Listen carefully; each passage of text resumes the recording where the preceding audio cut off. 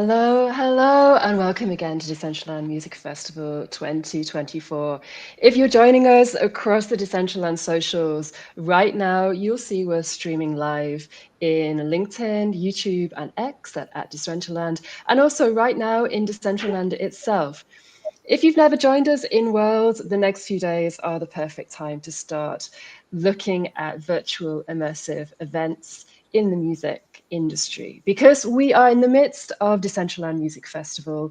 We have got 28 incredible sets by major EDM performers, including Nightmare, San Hollow, Whipped Cream, Blondish, DJ Lag. There are too many to list right now. If you have already found us, we're at decentraland.org/music festival. There you can download the client, you can start jumping in and start joining us in the crazy community-led, community-created world, which is Decentraland. It's my absolute pleasure today to have a panel with some incredible speakers from major labels and also innovative platforms in the music industry. Before we start, I would like to point out that if you're in World with us, you can watch these talks at the live panel stage. And also, one of our panelists right now, Ed Brew, is the founder of something called Label Radar. There is a Label Radar booth within the festival itself at which you can pick up your very own Label Radar visor. So if you want Dana to show us where to go, we are going to go have a quick preview of the Label Radar booth. So if you're in World, you can jump in, run to Label Radar and pick up your wearable. Everything within Decentraland in terms of wearables and emotes is an NFT. So you can claim it from the wearable dispenser in the Label Radar booth and then start flexing it during the talk today with Label Radar and also during our headline act tonight, which is Matt Zoe, who's going to be firing the stage right now with his innovative EDM. So without further ado, if you are involved with us, join us at the live panels talk stage. Go to decentraland.org/festival to download. And I would like to kick it over to this incredible panel so they have as much time as possible. Eric, would you like to take this away? It is an absolute pleasure to have you here today at Decentraland Music Festival. Thank you, Bae, for having me and for having the rest of the panelists. We're all honored to be here. And welcome everyone to the Decentraland Music Festival. And today's panel on new approaches to promoting dance music globally. Whether you're a fan or an artist or a label or a distributor or otherwise, you're going to get an inside scoop today, I think, on how electronic music is promoted around the world. This panel is going to explore innovative strategies, tools, approaches for standing out and for building a global audience, and effectively collaborating with labels and platforms to maximize their reach and their impact. The landscape of music promotion, as we've all seen, has undergone seismic shifts in recent years. I mean, just a decade and a half ago, we were focused as an industry on radio plays, club rotations, sending out DJ promos, topping download charts. Today we're navigating a much more complex ecosystem of streaming platforms, social media, AI-powered recommendations, short-form video content, and so on. The numbers tell an interesting story in electronic dance music. EDM streaming has grown by over 30% last year globally, but that growth hasn't really been uniform. While traditional markets like the UK, Germany, USA, Benelux countries remain strong, we've seen explosive growth in electronic dance music in markets like India, Brazil, Southeast Asian countries. And the way that these audiences discover and consume dance music vary dramatically. We've seen over the past 2 years, for example, Spotify's AI DJ in Western markets that has really sort of helped push labels and push artists into the ears of fans that haven't heard particular labels and artists. We've seen an abundance of local streaming platforms in Asia. We've seen TikTok dance trends in Latin America. Gaming soundtracks have been exploding globally. So there's just so many interesting channels now that we really didn't see in the past. I think the definition of success has also really evolved in electronic dance music labels. It's not just anymore about chart positions and streaming numbers.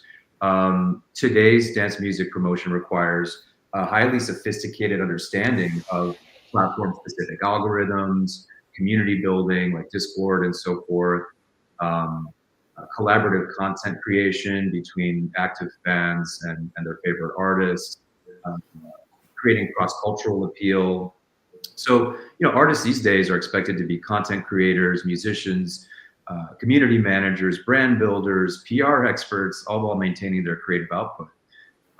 We're also seeing very fascinating trends in how dance music is being consumed. So the traditional club to streaming pipeline has effectively been reversed in many cases from streaming to club. So viral moments online are driving club plays and what's happening on dance floors in Berlin and Ibiza and San Francisco and so on. Virtual performances and live streams have, well, this is a great example, Decentraland Music Festival itself, have created very powerful promotional opportunities for labels and for brands and for artists. AI and Web3 technologies have opened up entirely new possibilities for artists and fan interaction. So let's go on. Let's dive deeper. So today we're fortunate enough to have three electronic music label leaders from the industry who are navigating these waters and shaping the future of dance music promotion as labels. They represent sort of different approaches to the challenges and opportunities that we've highlighted here already, and I'm excited today to explore their insights and their strategies. Throughout the discussions in this panel, we're going to examine how our panelists and their own labels are adapting to these new changes in the landscape, and what they see as the next frontier for dance music promotion, sort of how they're balancing artistic integrity with commercial success in this very rapidly changing ecosystem. We're going to be exploring label topics today across six themes, time permitting. We have an hour today, starting with label strategies on digital platforms. But before we get into our themes and our topics, let's begin with an introduction of our esteemed panelists. I'm very happy today to have Stephen Dowler at Brew and Chris Goss joining us from Monstercat, Beatport / Label Radar, and Hospital Records, respectively. Let me turn it over to each of you just for a quick introduction to our audience, and I'll introduce myself at the end. Stephen, can we get a quick rundown on you, sir? Sure, yeah, I work for Monstercat in the partnerships division. Prior to this, I built our offices in Singapore as the head of Asia Pacific. Spent about 15 years out there, currently out of Los Angeles, and just enjoying the ride. What can I say? Before that, obviously, we worked together throwing music festivals out in China. Probably not obvious to the rest of the crowd, but we worked for a music festival called Storm, which to date is the largest electronic music festival in China, and also hosted IMS and really built the electronic music culture out there. Thank you, Mr. Dowler. Ed Brew, dialing in from London area. Absolutely, yeah, pleasure to be here. So my role is the Director of Business Development for Music Services at Beatport. I'm also one of the co-founders of Label Radar. And so now within Music Services, I sit across obviously Label Radar, but also some of our other products like Beatport Hype and Amp Suite, which is a kind of label management tool, amongst other things. So yeah, getting a lot of different ways to solve problems for our label partners as well. Thanks, Ed. We have Chris Goss, co-founder and CEO of the legendary drum and bass label Hospital Records since 1996, I believe. Chris, and a hell of a run. Can you give us a quick intro on your background as well, please? Sure. Hello, everyone. Also dialing in from actually central London. And yes, we are just a little bit shy of our 30 years in business. We continue to be 100% independently owned. We are a label, publisher, promoter. We are deeply rooted in drum and bass music. We, of course, love all kinds of music, but that is what we do best. And our focus is our artist roster, our team, our published roster and publishing catalog, and how to, uniquely and creatively work and monetize our artists' work, their songs, as well as continuing to fight a good fight in the live sector, which I don't mind saying is pretty tough these days, post-COVID, and really sort of in 2024, my experience in the UK, that currently selling tickets and putting on shows is a real challenge. But we all know it's an essential part of the music scenes that we're all involved in, that we've all helped build. And so that's one very sort of particular new challenge for us to kind of navigate as we go into next year. Thanks, Chris. Quick intro on me, guys. My name is Reithler-Barros. I am a music industry executive of nearly 30 years now. Most of the work I've done in the business has been in electronic dance music specifically. That's ranged from my time at SFX Entertainment, New York company that purchased large festivals around the world, including Tomorrowland, Mysteryland, Sensation, Electric Zoo in New York. Back at that time, we bought Beatport. My company acquired Beatport in 2014, I think it was. It was a little while ago now. And built an ecosystem of 62 acquired companies, including the ones I just mentioned, ticketing companies and so on, to create this behemoth EDM company called SFX back in the 2013, 2015 range.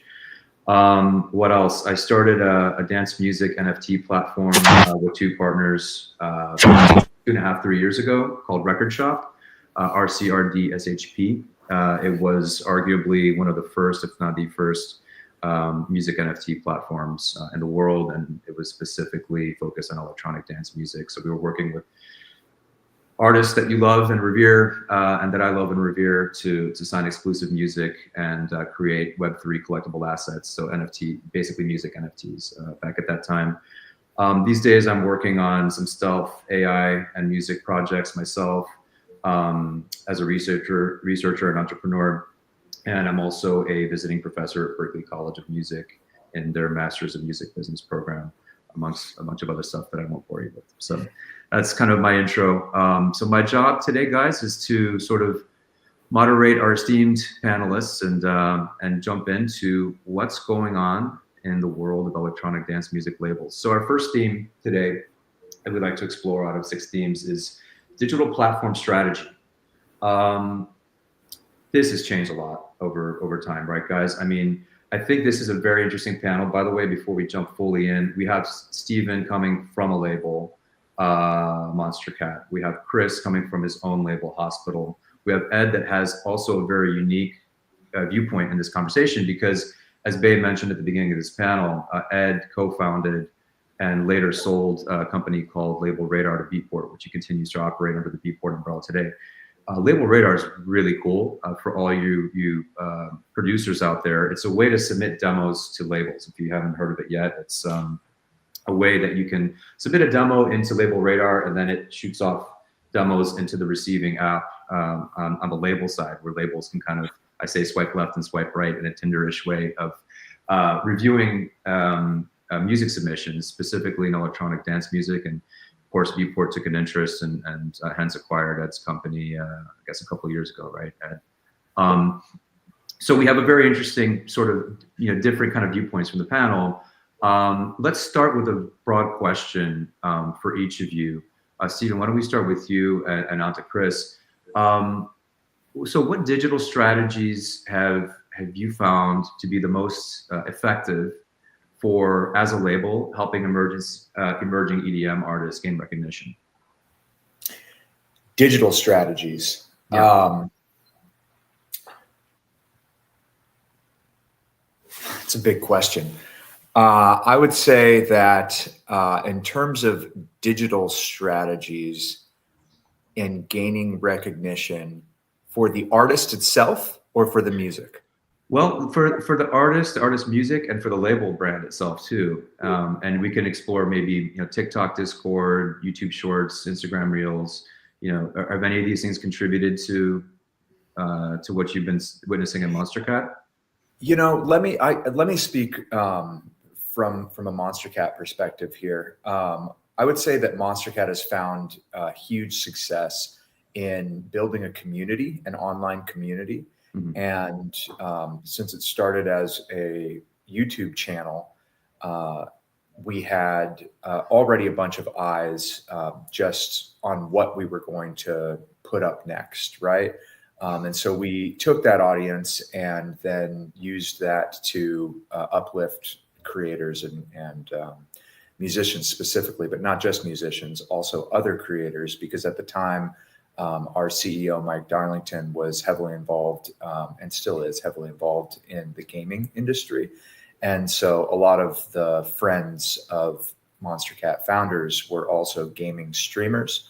And so in that era, that was right before the DMCA takedowns started to hit on YouTube, where people would have their videos taken down if they were using music that they didn't have copyrights to. And so we developed something called Monstercat Gold, which is a subscription service which allowed creators to use our music without fear of DMCA strikes or takedowns.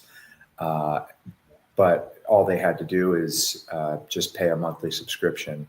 And so that was really able to uplift our artists and the creators at the same time. So the creators could take their videos and keep them up, and our artists could not only have their music played, but get reimbursed for that, compensated. And, you know, when they have a bunch of eyes on them, that also helps to propel the music. So yeah, that's a nice little circle, right? I mean, artists benefiting from monetization of that content, as well as from the promotional ripple effects of that content, right? Absolutely. Yeah. And also, you know, speaking as someone, you know, as a fan of your label as well, and I think what was really powerful about that strategy is that because the content that is marketing the music is generally gaming content, it can then elevate the way that you receive that music, because it's being taken to, you know, that extreme level of, rather than going to a kind of music promotional channel and sitting back and being like, okay, you know, impress me. Instead, it's like, I'm going to watch this gaming montage of Call of Duty or whatever it might be. And then when I'm watching it, I discover the music that is in this perfect setting of like adrenaline and action. So it kind of enhances the feel of it. But the most interesting thing that was happening there, from my perspective, is that I'm not having the music marketed to me in an obvious way. It's more like, discover it. I'm the one discovering that music, and so it changes the point of discovery, so that then I feel like I'm a champion for that track because I found it on my own, rather than having someone market it to me, which is just something that I thought was really smart about your approach. Did you ever have, Stephen, did you ever have any artists, out of interest, any artists who are kind of like maybe more protective of their content, saying, maybe I want to choose how that is presented online? Yeah, and that's always going to be an issue with sync in general, right? But we've been pretty strong in just that this is a core value to us, because it's kind of built into our DNA, and so it's a pretty big point in our contracts that we just have made a standard. But certainly, as it relates to artists having their content used, nobody wants their content used in a, I guess it would be a adult diaper commercial or something to that effect, which is the old example there. But what we've done is we've kind of separated it in between having corporations versus online creators. Right. And I think when we have set that line and stuck to it, most people end up, you know, just having trust that this is the right move. And it's been pretty successful for us. I think for what it's worth, like from my perspective, some of which is like, well, like, you know, I'm probably the oldest guy here. And like, you know, when you start out in a very deeply underground music scene that kicks off, you know, in warehouses in the mid-90s, part of the, if you like, the kind of mythology around drum and bass music was dubplate culture and exclusivity, and kind of being highly protective over the music. Now, of course, you know, very, very different times in the 90s and the 2000s. But for me, certainly some of what I navigated, some of which was me personally, some of which was on behalf of my artists, was trying to maybe break down some of those anxieties about, if you like, music suddenly kind of being so readily and wildly accessible to anyone and everyone, particularly if it comes to the kind of like how it's kind of uploaded and how it's generated and what it's paired with. You know, it still feels like still fairly recent times for me when we would have tracks that we wouldn't release for a year and they would sit with like 3 DJs. You know, we all know perfectly well that in 2024 we're living in very, very different times, but there is still, I still feel maybe some of it is to do with our musical community, maybe particularly some of the older artists within that, but there's still some of that kind of wariness around that kind of phenomenon, you know? Yeah, certainly. I think that you're probably spot on, that in that era, at that time, there was a lot of exclusivity, and, you know, it's kind of like almost dating back to vinyl, right? That's what we're talking about, dub plates and all of that. So you know, that's a very prized possession that someone owns, and, you know, they don't want to necessarily have that go everywhere else. In the era of the internet age, where we were born, we were an internet label. That was kind of like not even an issue. That wasn't even a factor at that time. And so I think that we've had a much easier time doing that. But I can certainly respect that that was and is the culture within a lot of the old school people specific to drum and bass. And also, just to be clear, like, I respect it. I think you've done an amazing job with it. Part of what I'm probably expressing is maybe a different kind of path for me, where I'm, you know, with my team, I'm trying to coerce and, you know, encourage some of the older, more established artists. I mean, many of them, of course, you know, as we're all aware, are so deeply involved in a very active online world as performing artists. But there is still a certain level of protectionism around maybe how music is used. And to an extent, I kind of back that, because I think as creators and label owners and content owners, there is definitely a desire to see your assets as having high value, rather than just being, you know, disposable is maybe the wrong word, but, you know, like, just when things are just sort of uploaded every second of the day, somehow part of my job is to try and put a flag down and go, do you know what we're doing is special, what that artist is doing is special. So, especially when the main consumer model is all you can eat. So yeah, you gotta try and set the value elsewhere. Yeah. And for those of you just joining, we are with Ed Brew from label Radar and Beatport, Stephen Dowler from Monstercat, Chris Goss, co-founder and head of Hospital Records in London, and myself, Eric Reithler-Barros. To just sort of segue a little bit from that exact point. So, you know, as we think about, you know, dub plate days into, you know, vinyl collection, into P2P and downloads, and then into streaming. I mean, here we are in 2024. I'd like to start with you on this point, Chris. How do you manage the tension between streaming algorithms and dance music's traditionally longer format? You know, I remember I'm a DJ too. So, I mean, you know, some of my favorite tracks are, you know, 8, 9, 10, 11 minutes long. Now we tend to have, maybe it depends on genre and label, but, you know, we have sort of more shorter and more bite-sized bits and pieces of music. Maybe, I don't know. I mean, I see Hospital, like, you know, there's a lot of songs that I'll see, particularly on your YouTube channel, that are maybe 2 or 3 minutes long sometimes. Is that a reflection of that tension between streaming algorithms and longer formats traditionally associated with electronic music? I mean, 100%, you know, I mean, personally, like, as an artist, the first track that got us any attention was called Song in the Key of Knife, and it was like 12.5 minutes long, and it's wildly self-indulgent.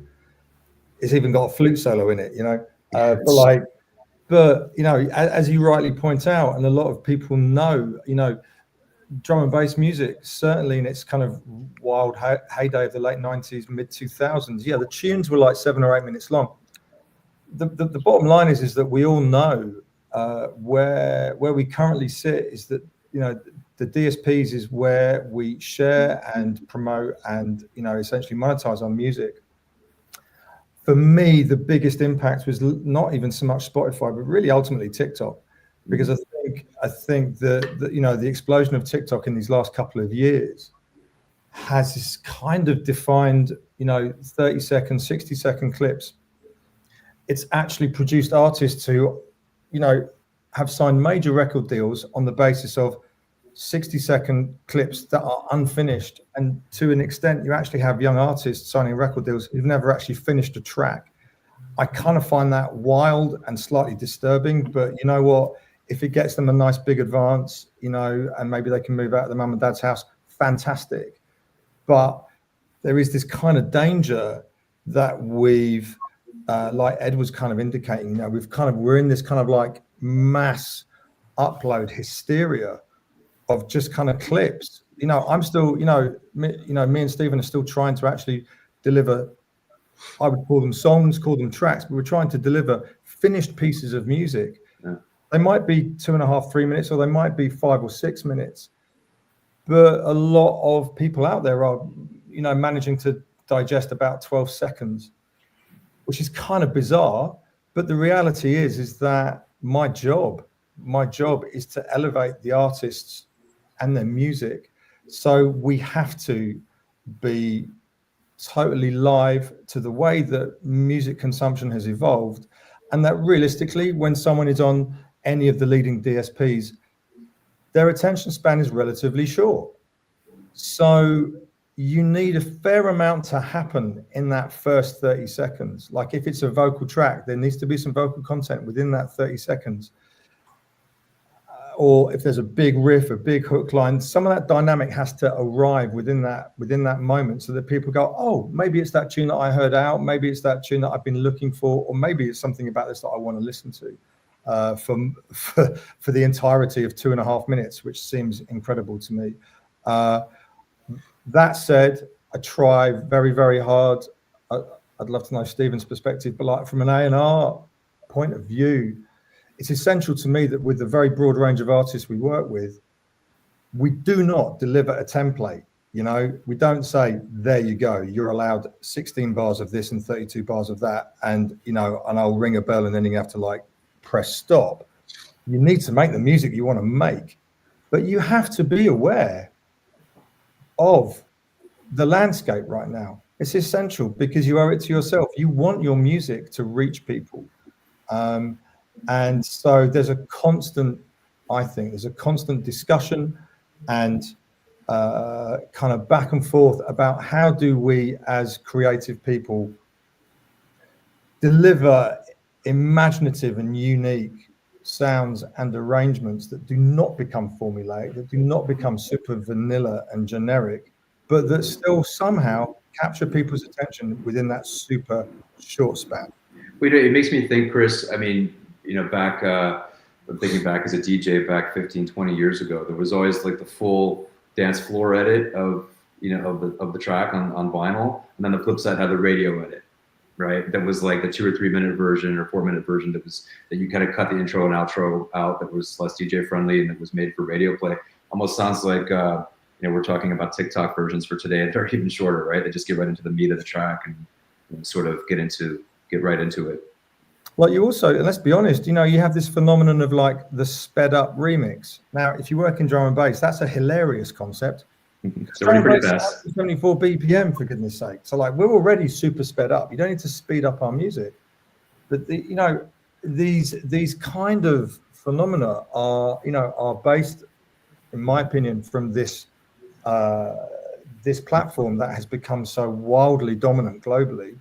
I mean, I remember when it was called Music Ally or Musically, right? And at that point, I actually had to get my younger daughter, who at the time was like 13, who was continually doing dance routines and uploading them to Musically. And I convinced her to come into my office and teach my staff about this app that was called Musically. And my team were aged between 23 and 29, and they were going, what? What's this? But look where we are now. And somehow we still need to, I feel like we need to make sure that we're not beaten down by it, that we engage with it as creatively and positively as we can, while still not losing sight of who we are. And to your point earlier as well about how important it can be for some artists to retain control of kind of how their music is placed in media and things like that. Obviously, on a UGC platform like that, quite often a track can take off with a pairing visually that is, you know, sometimes almost a meme of the original context of the song, you know. So it's almost like the people control that now.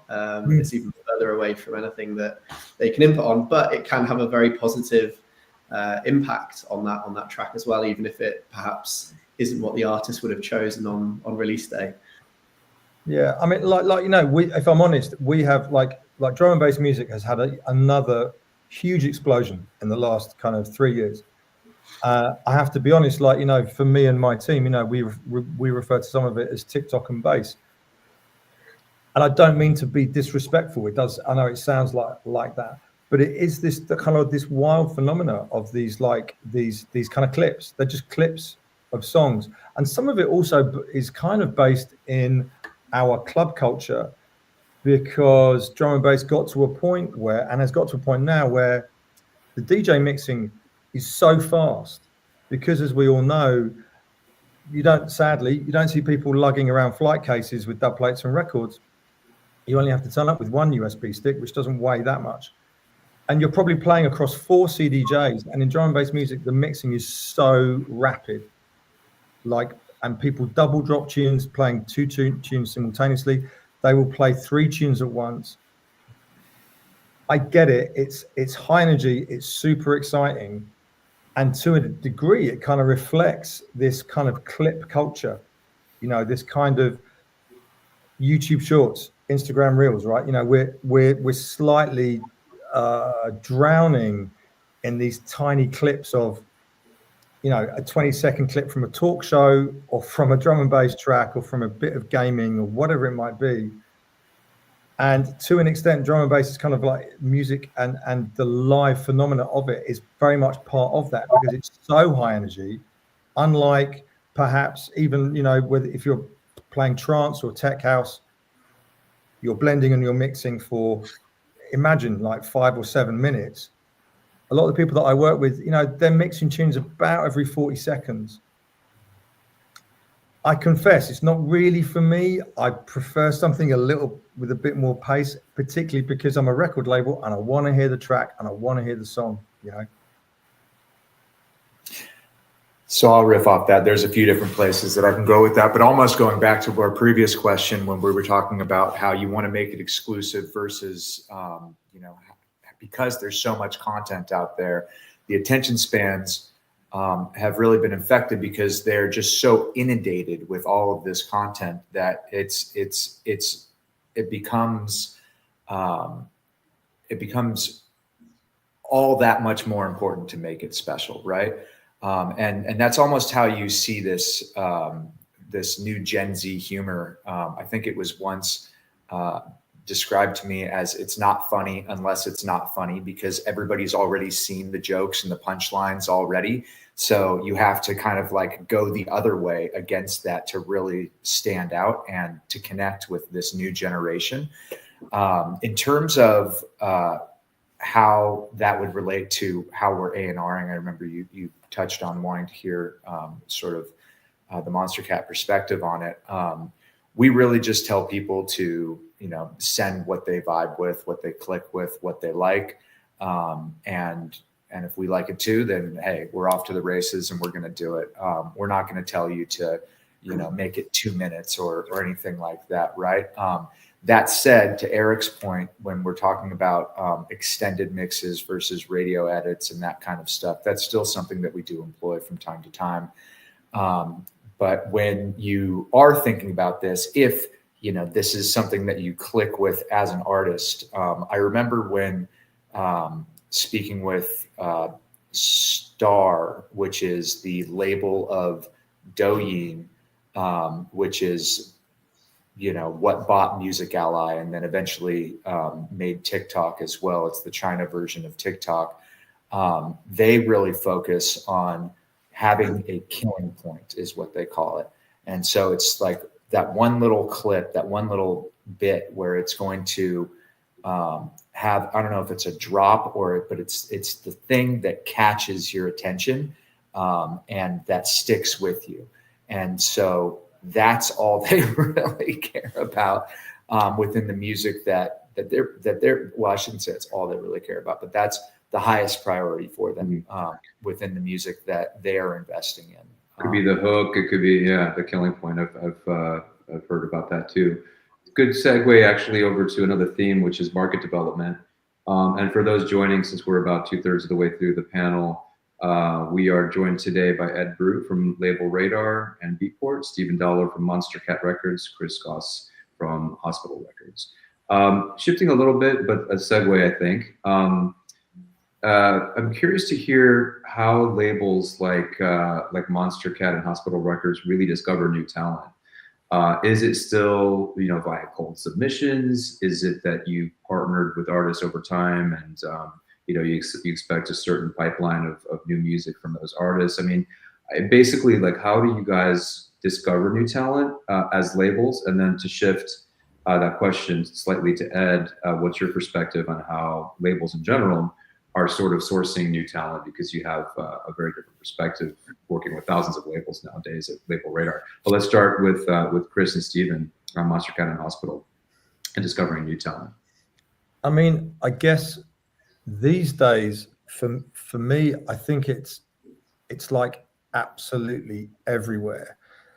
Like, I imagine similar to Monstercat, we're blessed to receive a lot of music over email.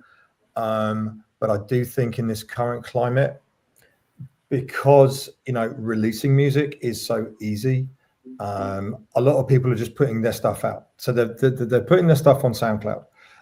Maybe they already have their own Spotify profile, or they've started a label, or whatever they're doing. So, we continue to do our best to work through the unsolicited demos that arrive, and they are usually streaming links over email.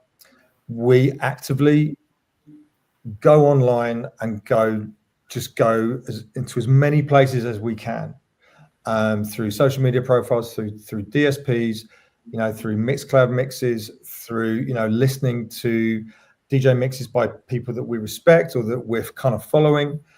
Thankfully, there's a lot of word of mouth amongst our artist roster, and I'm lucky that every single member of staff has a pair of ears, so they've all got good ideas themselves, and they will quite instinctively just kind of like drop certain ideas, to me or anyone else in the team. But it's broader than it has ever been. In my lifetime, there was a slightly more traditional format. I used to get cassettes and CDRs, and mini discs. It was a physical process, and it would arrive in the post, and you would kind of patiently work through them. And now it's kind of wild, because it's just everywhere and anywhere. And I realize that when we are looking for new talent, we're often late to the party, because we only hear it 36 hours after the track was put on SoundCloud, and some kid is like, "Oh no, I've got a manager now," and you're like, okay, great. So I think the answer to the question, Eric, is like you have to be on it all day, every day.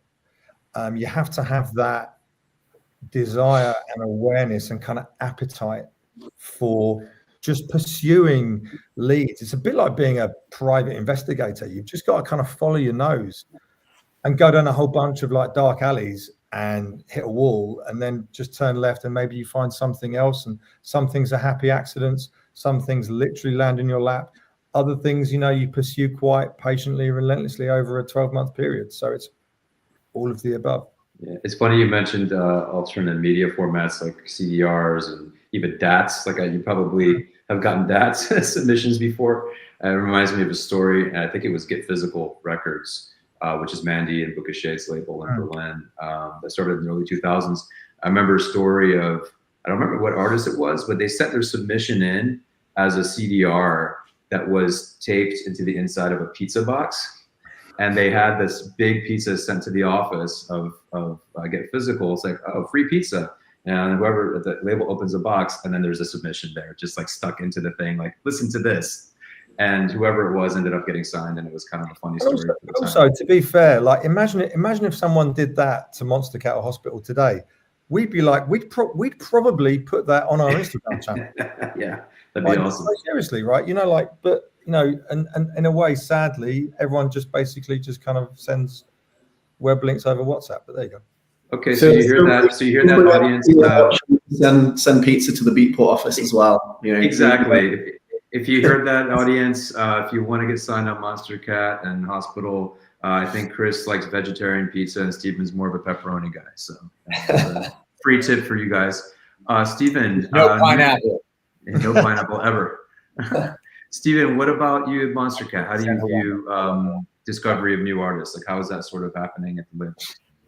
Yeah, so easy tee up for our friend Ed here at Label Radar.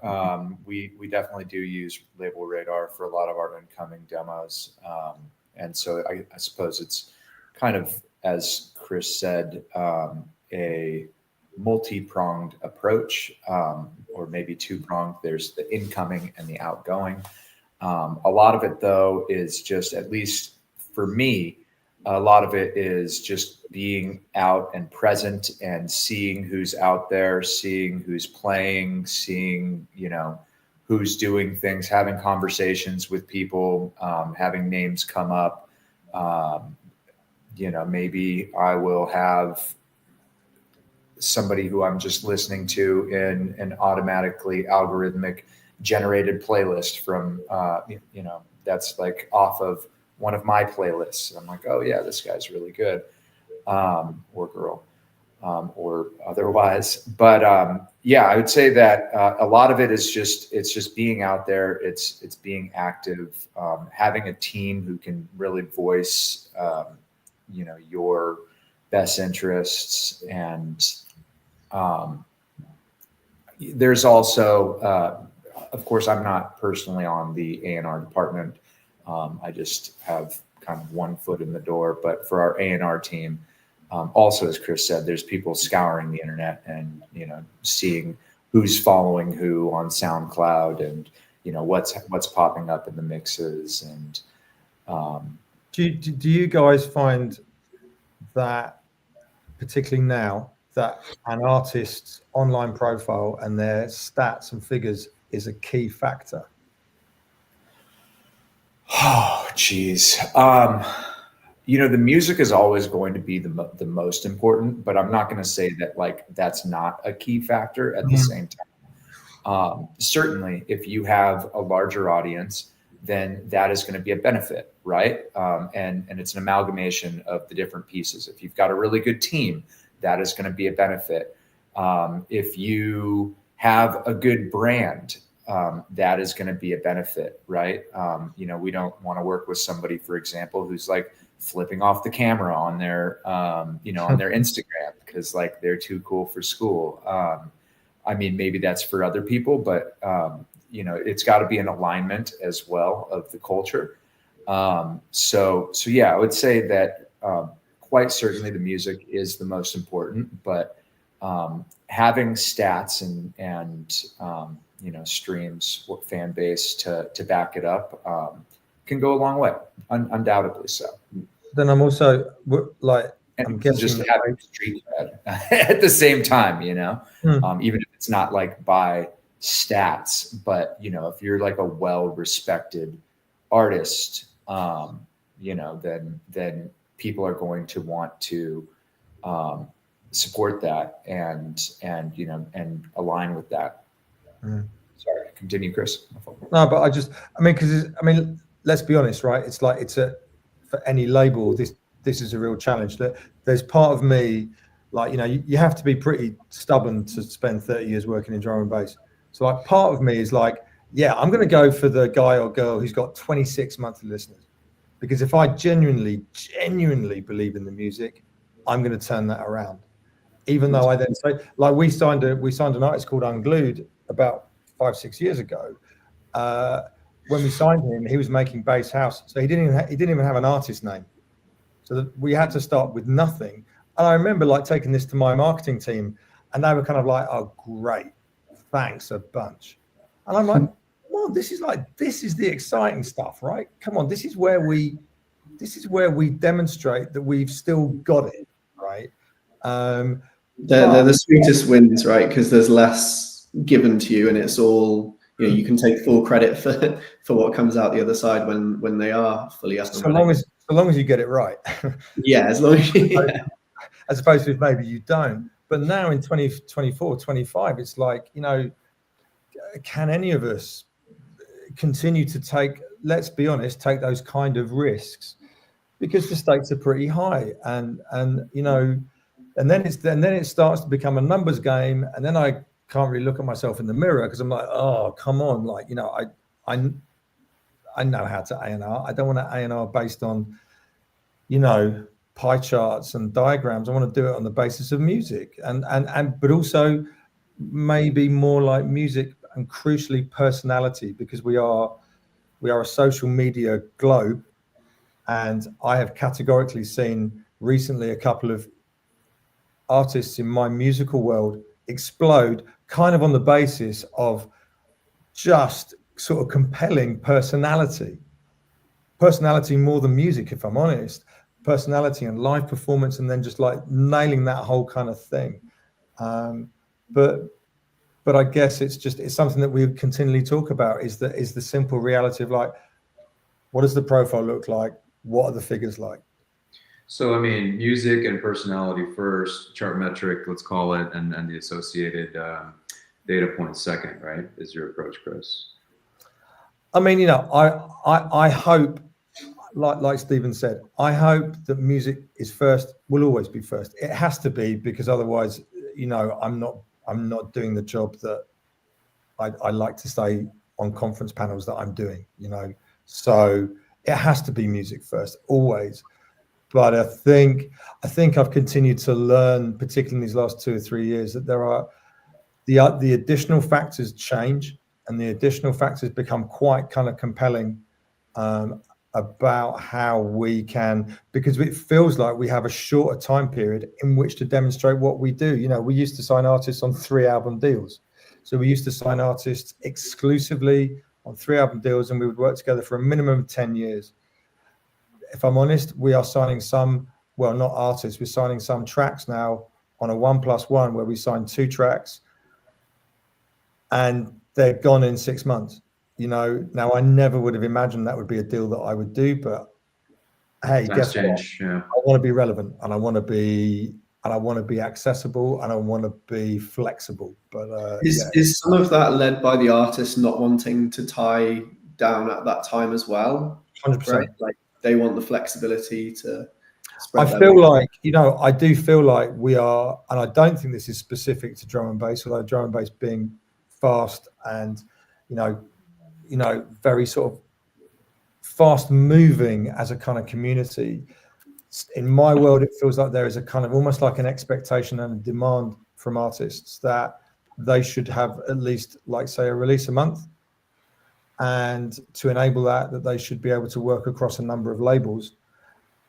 There's part of me that can appreciate it, but I'll be honest, I don't like it, because I am not just a pipeline. I'm not just like, you know, no disrespect. They're like, if you just go find a label services team, you know, that's not what we're about. You know, we're building a culture, we're building an archive and a legacy business. And, you know, I have, you know, similar to everyone on this, you know, on this panel, you know, we have great staff, we have great people in the building who bring to bear different talents and different energies.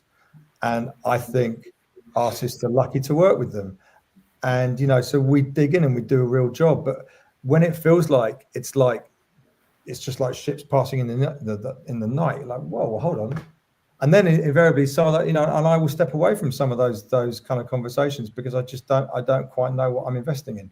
I want a 3-year I want a 3-year term minimum. I sound like Donald Trump, geez. Like, I need something to get my teeth into, so I feel like we can actually make a difference. That we can, we can offer that positivity. Let me shift a little bit on this topic, because we've kind of been hitting this next topic from different angles. Here's a broad one for you all. Let's start with Ed on this one. Ed Brew from label Radar and Beatport. What is the role of a label anymore today in 2024? I mean, it's changed so drastically from, when I started DJing myself in the early 90s and collecting, vinyl from Satellite Records in New York or Rough Trade in London. A label had a very sort of different role in the culture for DJs, for artists, for fans back at that time. Now it's very different. I mean, how do you, Ed, from your viewpoint at label Radar and Beatport, how do you see, what does a label do? I mean, what is their mandate or charter these days? Sure. I think it's quite a nuanced question, really, in the sense that a label can be a lot of different things to different people, and they have different expectations from that label. And, not all labels are equal or have the same operating procedures as well. So, there's labels that are there to help an artist as more of like a stepping stone, right? To help them build that initial community or spark to just be like, yes, you can find an audience. We have an audience for what you're making, and here's some of that. And then they might then go on to a label that can help them break into a broader market, or if they really want to go a sync route, they might go for a label that has a strong track record landing syncs in video games, for example. But do you think that labels have, I mean, do you think that fan affinity to a specific label is as strong as it once was? Like, are there label fans still out there as much as there were 20 years ago in the electronic music scene? Or is it more, I'm a fan of a specific artist regardless of what label they're on, or none of the above? I think it can be both. I think probably Stephen and Chris are better placed to talk about their fan bases in particular. But just before throwing it to them, one thing that I wanted to just quickly touch on the fan basis side of things is, earlier we talked quite a lot about TikTok and the role that plays in music discovery. And so I imagine, if an artist watching this would place a lot of importance on that as a kind of vehicle for them and their music. But actually, something to be very mindful of for artists building their community and their fans and investing their time in platforms, you're always going to be at the mercy of algorithms and that side of things. So I would advise, when it comes to the how can I market my music, where should I build my community, platforms like Discord for me are a cut above, because you have complete control over communicating with everyone who joins and everyone who becomes part of that community. Whereas, Facebook and Instagram, anywhere with algorithmic content feeds, you are just getting diminishing returns as you invest more time in it. So that's just one distinction I wanted to make, is TikTok can be a fantastic vehicle for acquiring new fans and music discovery. But if you're looking to actually build your core fan base and get those kind of 100 super fans to really kickstart things, then I would be looking at platforms like Discord to prioritize there. Stephen, role of a label. Yeah, the role of a label. The role of a label is to market the music and the artist. That is the role of the label. In terms of the fan base, I do think that probably for worse, now with the way that the content has been flooding and the release structures are different. People are putting out one track every month, as Chris was saying, versus dropping an album that you listen to on repeat and just get lost in the world of an artist. Now you're listening to playlists that are algorithmically recommended. And so half the time, if you're listening to, one of these playlists, which the majority of people, I would venture to guess, generally listen to playlists that are algorithmically created or kind of fed to them. And so, at least as they're, discovering new music, of course. And so I would say that in those, a lot of times music, oh, I like this song, and then I'll save it to my playlist or something like that. But, and I don't really dive as much into that artist, because the other algorithmic playlist is still on. And so then it just goes to the next one and the next one and the next one. And so you don't have as much engagement with the artist itself. And so you really have to, I guess, hone in on social media for that. And so then that is where you're really going to find your fan base. But it's a different experience. In terms of the label community, Monstercat's been pretty fortunate in that we have, I think, one of the stronger communities around a label that exists, at least in the electronic music space, if not most music. And so I think that has been a real competitive advantage for us. A lot of labels, they don't like that, though. There are other labels that are also in, they want to put everything on the artists themselves. And so, but when you're talking about taking risks on, as Chris was saying in the last one, we have an artist with 22 streams. That has been something that has really helped us take those risks, because we know that at a bare minimum, you're going to get a base level of attention and streams for an artist that we do take risks on. And so we found that to be a very, very key piece of our model and success. So yeah, I do think that is probably going to become much more important as the content is flooded. It's going to be about how to get eyes on people. Yeah. Guys, this has been awesome. Thank you, Stephen, for those remarks. And we are unfortunately out of time. There was so much more I wanted to go over with you all today. But here we are at the end of our panel. I would like to thank the venerable panel that we had today: Ed Brew from Label Radar and Beatport, Stephen Dowler from Monstercat, Chris Goss from the legendary Hospital Records. Thank you so much for joining us today. My name is Reithler-Barros. I've been the moderator in this panel. It's been a great pleasure to have you. I will turn everything back over to Bay Backner from Decentraland, and yeah, see you guys in the in-world experience. Just to echo those thoughts, Eric, this has been an absolutely fascinating and important panel. So thank you all for joining us in Decentraland today. If you are in world, you would have seen this talk being streamed live into Decentraland itself. If you're with us right now, we are setting off on another 4 hours of continuous performances by some of the most exciting names in EDM.